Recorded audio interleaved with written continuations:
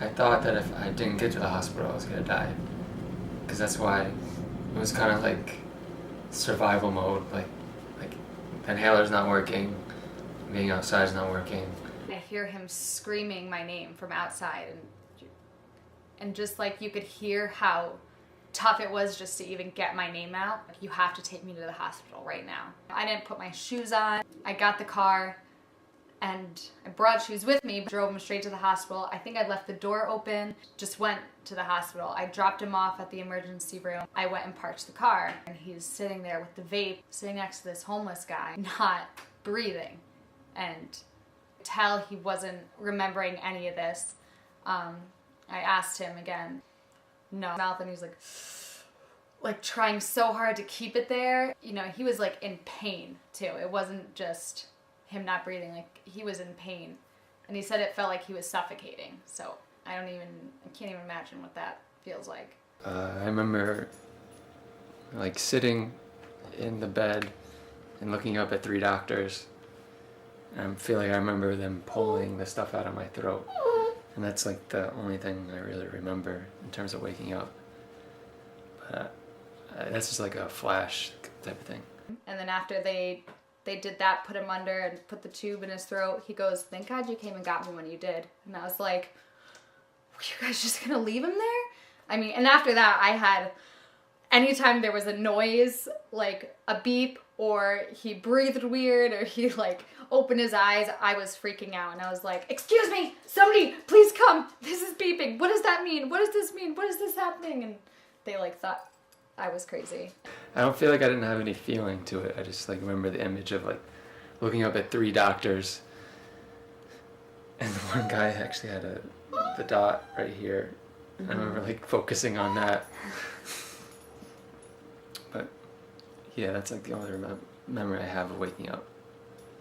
When he was 2, I mean, again, it's hard for me to exactly remember it, but I'm pretty sure he basically stopped breathing almost in the same kind of way, and because he was a baby, it was hard to figure out, what actually was wrong. And I think in my mom's head, she thought, didn't know it was asthma at the time, or she might have known that it was asthma, but she didn't think it was as bad. And then when they brought him there, it wasn't as extreme, but I believe you were on one of those nebulizer. Yeah. Mm-hmm. But I didn't get nearly as bad as what's happened recently. This one, which is it's ProAir, which is regular albuterol. It's Dulera. It's a mix of albuterol, I think, but it's supposed to reduce the inflammation in my lungs. I'm supposed to take it 2 times a day, every day. My asthma action plan.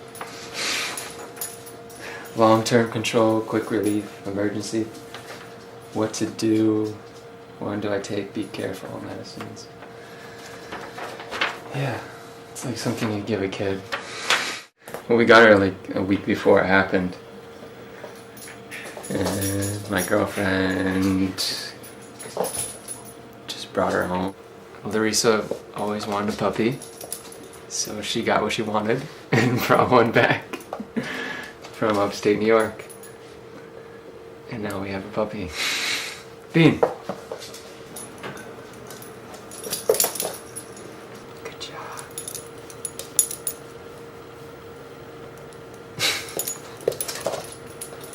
You're so good. High five. Nice. Pretty much since we moved into this house last year, he had been having a lot of trouble breathing, and I think it was just a combination of a bunch of things. The dogs upstairs, the vents. We had a gross carpet down here, and he would be up all night coughing, and I'm just sitting here like, can I do something? And I feel totally helpless. Like, I can't do anything for him. I can't breathe for him, which of course that's what I want to do, but I just have to sit there. I especially remember the night before it being really bad, and that was when we were hanging out with the dogs, and a few of our friends were over, and we noticed even our friends kind of were like, "Wow, you better go see a doctor, like you don't sound too well." So it's definitely been something that was ongoing. The next day when he did wake up, he was like writing because, you know, they woke him up and this tube was still in him. So he was like writing on a piece of paper. His mom was there for that. I wasn't there for that. And he was writing like, why am I here? I don't remember what happened. And he was like asking all these questions. He had no idea where he was or why he was there. Well, the first one says, feels, what is tight, or what is going. I'm not sure everything feels so tight. And then the other one is, will I be able to listen to music? And then recovery from what? From dog or mold. My sister wrote that, love you, P-boy. Oh. And then a dollar symbol, because I think I was concerned about money.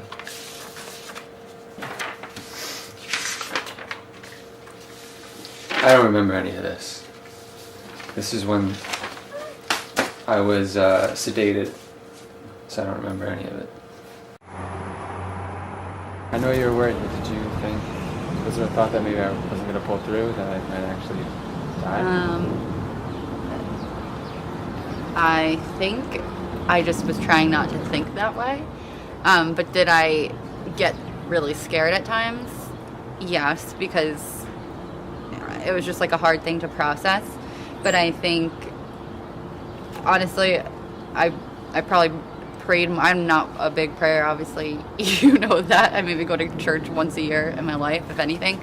But I found myself just constantly praying and asking, like Poppy and everyone else to kind of just stand by her side. And I remember bringing Dad Poppy's pocket knives and the St. Christopher thing and making them both wear it. So I knew that we had people around us, and I think that was making me not think negatively.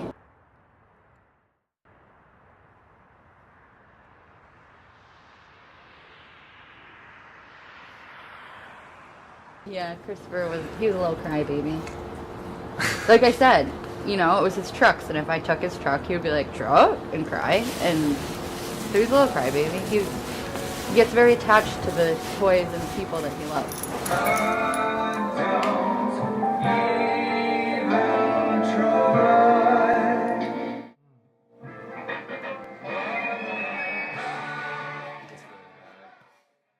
If I had to pick an option that I would want to happen, was probably reincarnation, have another chance to do something, to live life.